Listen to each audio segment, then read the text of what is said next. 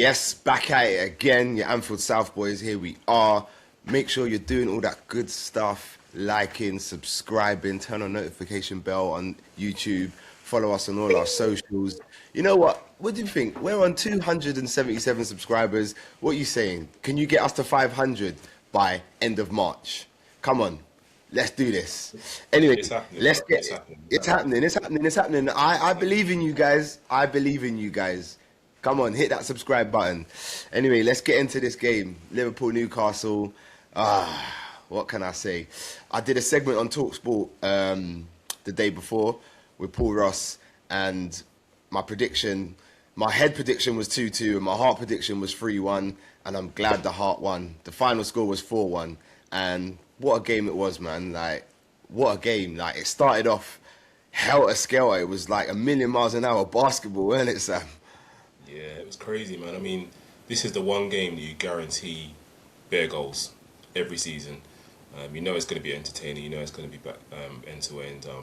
It's just like, it was almost a throwback to the beginning of the season when we were just open as hell, but the games were entertaining and we were creating a lot and we actually won a few games.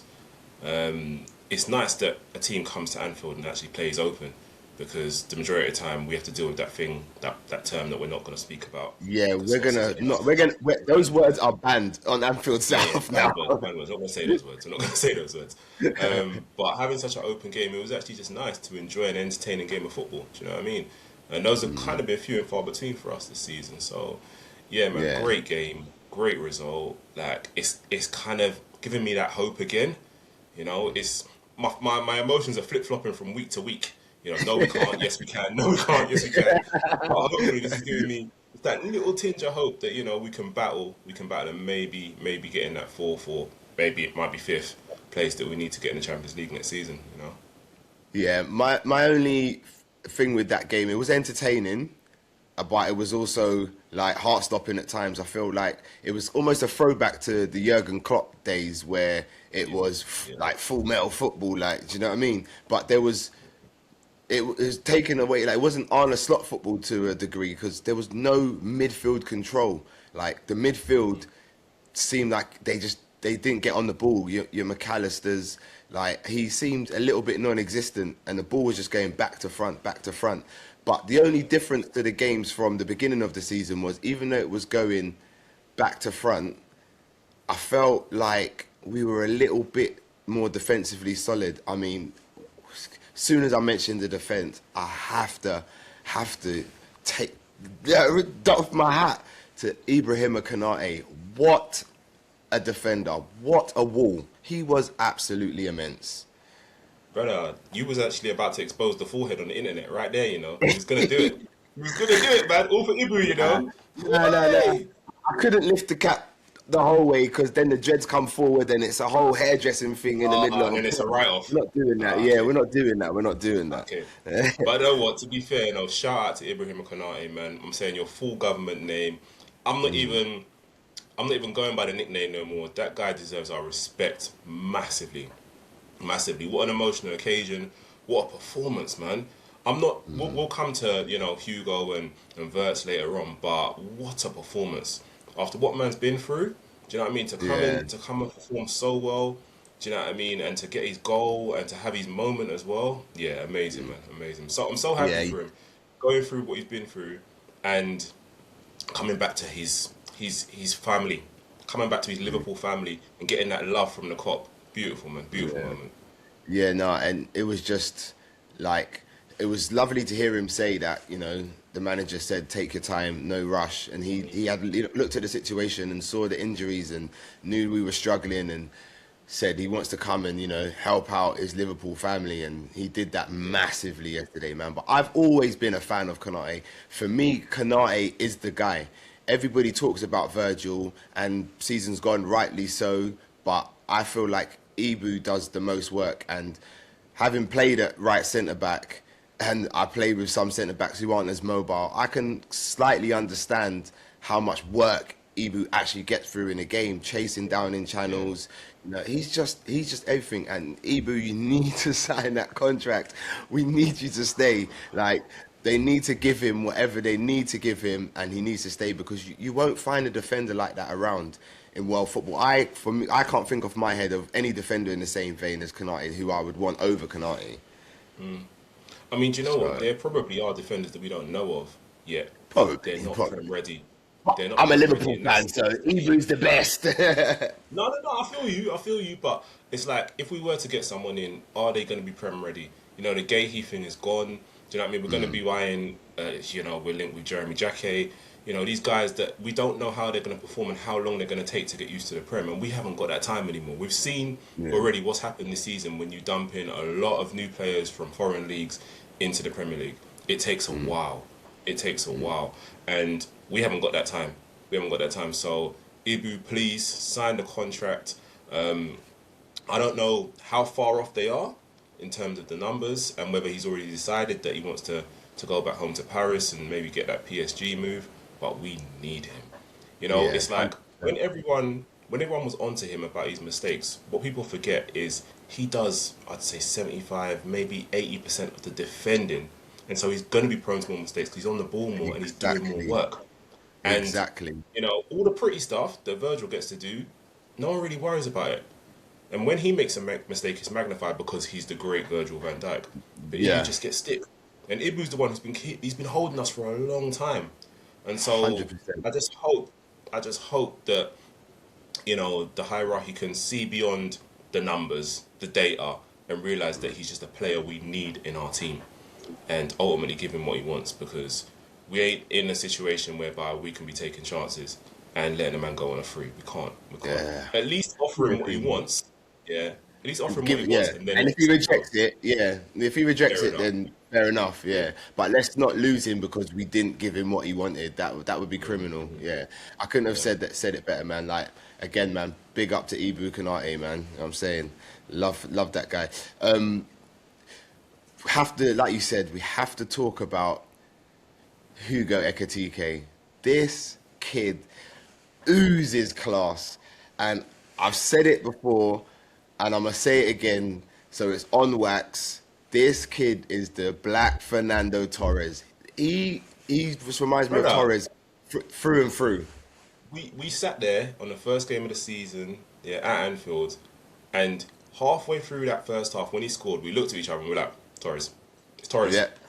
It's Torres. It's Torres. 100. And you know what? Yesterday just over-cemented it for me. I was there years ago for Torres' debut against Chelsea when he scored the exact goal that Hugo scored yesterday. And I was looking, I was thinking, nah, this is it. This is the reincarnation. This is it. Like, maybe he's not, I'm trying to see where the differences are. Maybe he's not as ultra clinical as Torres was. But I think I think he's a little bit more technical than Torres was as well. I think he's got, like you were about to say, more to his game. He can do the link-up thing. Like, Torres was just an out-and-out striker. But in terms of the power, the pace, the finishing, you know what I'm saying, there's the comparisons are there. And when you watch the game afterwards and you see the great Stevie G use the same comparison, because we are not copying Stevie G. We've been saying this. Then you know it's ratified. It's ratified. You know, he played with Torres. Torres was probably one of his favourite partnerships, if not the favourite partnership. And if he's saying it, then it must be true, man. He was amazing yesterday. He's such a complete striker, and he's still so young. Do you know what I mean? And there's a few areas to improve as well, but he's got some tools, man. He's got some tools, and it's like whenever you're coming back, you're in problems, brother. You know what? I'm glad you said. I'm glad you said that. Because if you look at the numbers, there was a dip in Ekitike's form a little bit when Stock was trying to bed Isak into the team. Now, I don't want to see that. This guy cannot be benched. He can't be dropped. He has to start every single game. For me, the solution is you fit them in. You play two up top. You play that 4-4-2 diamond, however you want to fit it in, but you fit them both in. But you don't drop Ekitike for Isak. I don't care how good Isak is, his numbers. For me, players play on merit, on form, and he's he's in a rich vein of form, and we need that to continue to the next season. So I don't want to see him dropped for Isak when Isak's fit, because Isak's not far away from being fit, is he? Well, they said he was 3 weeks away from being on the grass. So I'm kind of projecting that he hopefully should be in first team training within about 5 weeks then. Because you've got a couple of weeks of you're doing your time, your runnings, you're getting the miles in your legs. But I just don't know if he's going to be able to come back into the team and make an impact for this season. Because I'm looking at him in sort of mid-March, I'd say, to be coming back. Yeah, which is practically the end of the season, isn't it? If for example he comes back in and he's making an impact off the bench, cool. But I just don't know whether he's going to be fit enough to make an impact as a starter. So you mentioning the 4-4-2 diamond, I don't think we're going to see it this season. Potentially next, but I think both of them need to be fully fit and firing for that to be considered. And I mean, Isak is going to have to be a bit part player, and hopefully he can contribute towards the later end of the season. So talking about Ekitike being like Torres had a great partner in Stevie G, and it's looking like Ekitike has got a great partner in Florian Wirtz. Wow. Our only hope, bro. Wow. Florian Wirtz. I mean, he came with a big price tag, and you know what? For me in football, I find it wild that because a player gets signed for 100, 120, whatever millions, there's this sudden weight of expectation. Money is money. If he came for £1, what would we be saying? What would we be saying? We wouldn't be saying that. We expect players to hit the ground running and do this and do that because they cost so much. No, it doesn't work like that. They need time. Wirtz has built up like his performances game after game after game, and we're seeing it now. I said it already. This guy's feet. It's like when the ball's at his feet, it's like he's ice skating, just gliding like a figure skater.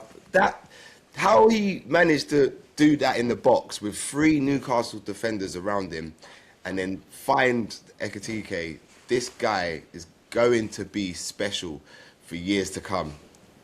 We've got one, man. We've definitely got one, and we called it from early, but it's just it wasn't connecting, it wasn't clicking. The partnerships weren't working, and as I said before, the rest of his teammates are not really on his wavelength apart from Hugo. And it's taken a while to get there, but now it's showing, and it's like it's a real weapon. And it's like, when we've been that team that focused on Salah, giving the ball to Salah, creating the chances for Salah, it was almost like if you stop Salah, you stopped Liverpool. Yeah. And we needed to evolve from that. We needed to have multiple weapons in our front line, and potentially I see it there now. And I've always loved when Liverpool play well, win a game, and Salah isn't really the star, isn't really the main weapon. And that's not me disrespecting him. Obviously, he's a legend and he's done amazing things for the club. But the fact that he can play pretty poorly, yes, he got an assist, but I don't think he was great yesterday. He can play pretty poorly and we can still win and be a threat and create chances. That gives me a lot of hope for the future. And it makes me feel like this is the transition period now. Now that Hugo and Florian have got that link and are supplying each other goals, supplying each other chances, this is a transition where we move into it being their team. You know, and it's sad because we're literally seeing Salah really, really drop off majorly in front of our eyes, and it's sad to see. But it's just a natural form of things, and it happens to every player when they get to a certain age. And unfortunately, Salah is on the way down. I'll come back to Salah. I just want to carry on giving Florian his flowers. He was amazing. He got an assist, got a goal. Florian's technique is something that I've questioned in the past about his shot power. But I think in the last 2 games, Marseille and Newcastle, he's shown me personally that he's never really going to hit it. You said it to me. He's never really going to hit it with power. He's always going to place it. It's always going to be craft. That goal was right in the corner. I don't think 2 keepers would get into that the way it was in the corner. And there was not much power on it. My only thing with Florian yesterday was he had an opportunity to shoot with his left. He didn't take it. I think sometimes you can overplay. And I think when he gets in those positions on the edge of the box, rather than play the 1-2, he's got the technique to find the corners. I'd like him to shoot. and I'd like him to use his weaker foot. There should. Side note: no professional footballer should have a weaker foot, in my opinion. You should be able to use both. Bro, Hugo, yeah, he should have got his hat trick. Why is he not using his left foot? Yeah. Salah again, he's trying to use the outside of his left foot when he's on his right, when he's through on goal. Like you're right. There shouldn't be. Everyone should be 2-footed at this level. You should be able to finish clinically on both feet, and 100%. That proper blew my mind. It blew my mind twice yesterday. Yeah. The match ball. It's criminal. I mean, like I said, I don't play the highest level of football, but I play football, and I'm a person. I'm predominantly right-footed, but my last game I got into a position where I cut inside in the box, and I'm on my left, and I used my left. I tried to curl it for the far post. Keeper parries it, striker follows up, knocks it in. It's a goal. But if I'm trying to use my right now, who knows? You know what I mean? What happens there? We don't get the goal, and I just feel like just use it. I'd rather you use it and it goes rose-ed or it goes wide, but I would applaud the intent rather than you trying to cut back, use your, like, you know, it's just crazy. All your job is to do is to play football day in and day out. You train 2-3 times a day. Why are you not practicing on your so-called weaker foot? Like, it's crazy. It's the wind up, but it's the absolute wind up. But hey. To bring it back round, Florian Wirtz, that the team needs to be built around him. He, for me, is going to be our sort of Stevie G, and I'm not comparing them in terms of playing styles or anything like that. I just mean in terms of character and what they do for the team. I think he can be that guy, and we need to build the team. And I'm loving the relationship him and Hugo have got, and hopefully it bears more fruit for us down the line. But just to touch on what you said about Salah, it is hard to watch watch him play. The decline, it's like watching a flower die it's sped up, if you know what I mean. You know when you watch it and it's just withering, going time-lapse video, boy. There you go. Sorry, that's the word I was looking for. Like a time-lapse video, bro. Like the guy, Egyptian king, will always be a great at Liverpool. But man, time is up, innit? Yeah, it's over, man. It's over, buddy. It's over, buddy. Yeah, shout out to Clue, man.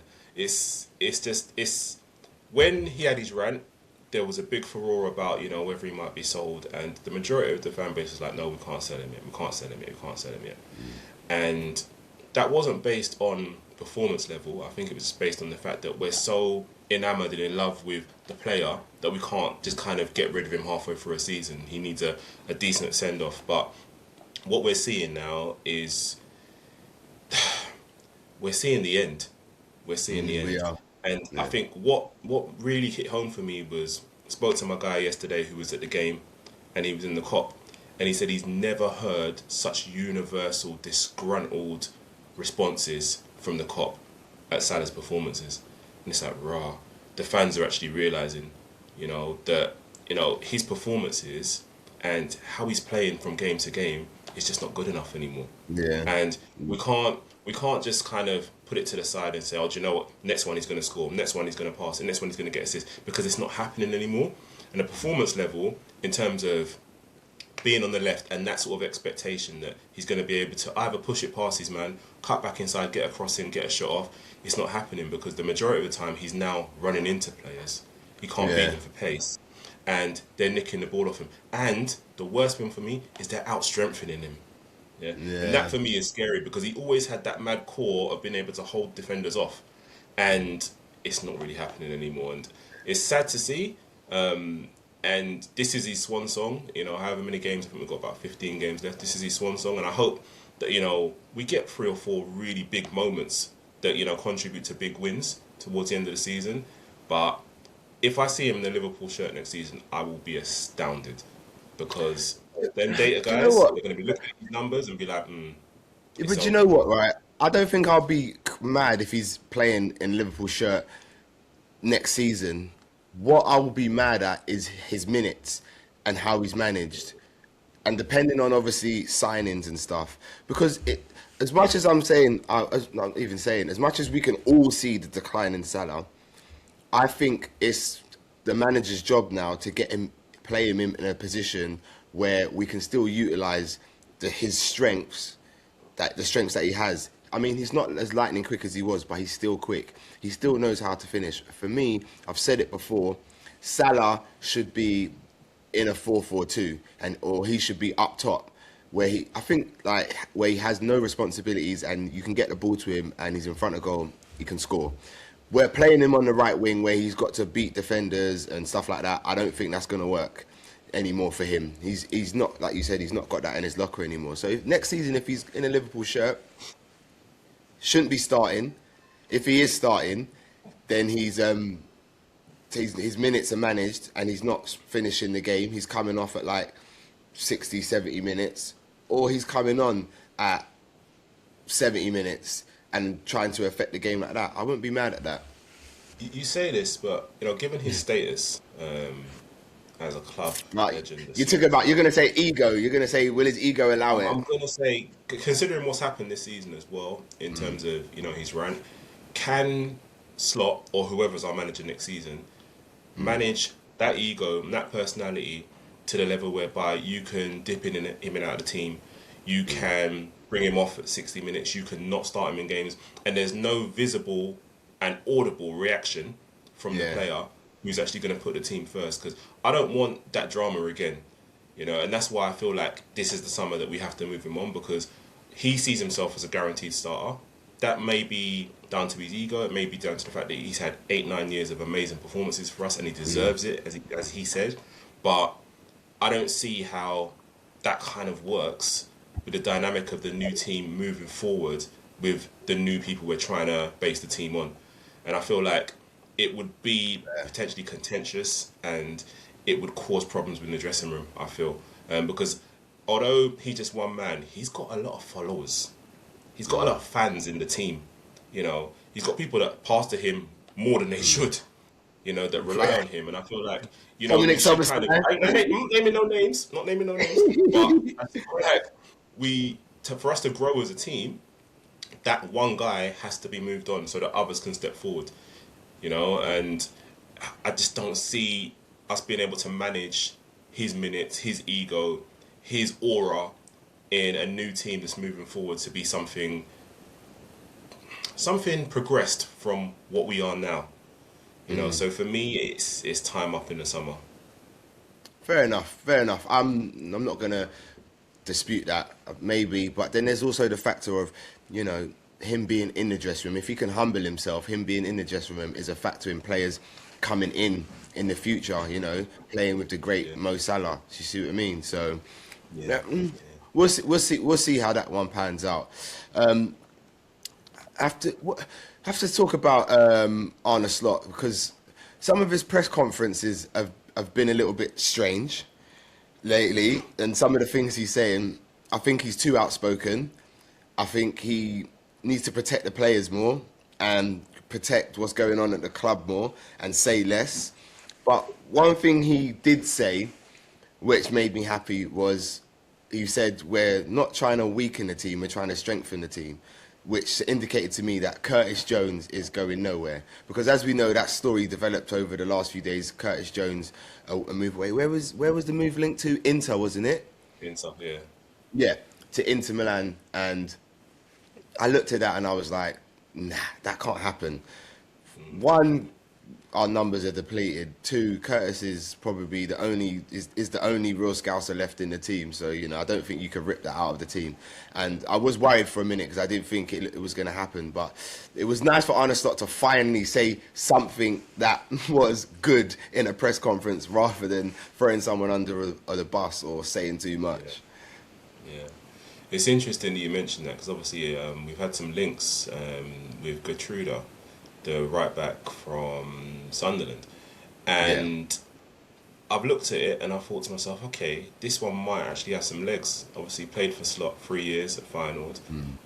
He's only started 7 games for Sunderland. No, he's had 17 appearances overall, but he's only started 7 games, and he's universal. He can play right back, centre back and DM.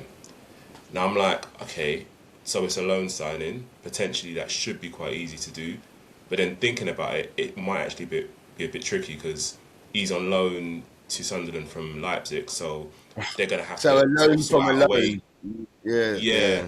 So a loan to cancelling the loan to another Premier League team, it might be more tricky than it looks at first. But I'm glad that it's been verified. It's actually talks are happening, and we're trying to get someone in. I'm just always a bit weary of these things when they're right before the deadline, just to see if it can actually happen. Do you know what my thing is about the signing? First of all, talk about the signing. I don't know the player well enough to say how good he is. I haven't seen enough of him to say how good. My only plus for the player is, like you said, he plays right back, centre back, which covers both of those positions. So he's like a Joey G. And also that the DM position, we only got Gravenberch in there at the minute. So, it would be nice to have some. Okay, Endo's there, but we all know Endo. Yeah, let's say no more. But my only thing is, when managers start bringing in their countrymen, it brings me back to Rafa days. With Rafa in the Spanish Armada, and how many Spanish players came through the team and didn't quite, do the job. And I'm just weary of that. I don't want him to be bringing in his countrymen and, they're not quite the thing. But I guess there's no really jeopardy because it's a loan signing. So at the end of the season, he's back to wherever, Sunderland or wherever, like Sib. But I'm just weary of that. I'm weary of it. A former player as well, but it's a body, bro. And we're so depleted. We just need numbers. So if it's a loan signing that's low risk, I beg, just get it done and get him in, and get him integrated into the team as soon as possible because we need those numbers, bro. We need those numbers. 100%. One of the last things I want to say, because I had a dig at them last pod, so I did good as well as the bad. I did say the crowd needed to do more, season ticket holders needed to do more, and I have to say the atmosphere yesterday was a lot better. I wouldn't say it was the atmosphere that we can generate at Anfield, that we know we can generate, especially like on a European night under the lights, but it was much better. I think even when the goal went in from Gordon, I feel like the crowd still got up and sung and tried to get behind the team. So salutes to the Anfield crowd and the season ticket holders. Can we continue this for the rest of the season? Because it's not done yet. We're still, what are we, 5th? United have got to play. There's a chance we end the weekend in 6th. So, yeah, we're going to need the crowd a lot more. We got Man City next week. That's going to be a tough game because obviously they're still pushing for the title. So, yeah, we're going to need the crowd. But again, salutes to the crowd for Up to the raising crowd. the Shout level. out to Darren and Chris representing Anfield South in the COP there. Yes, Big you guys big up up as you, well, man. man. Yeah.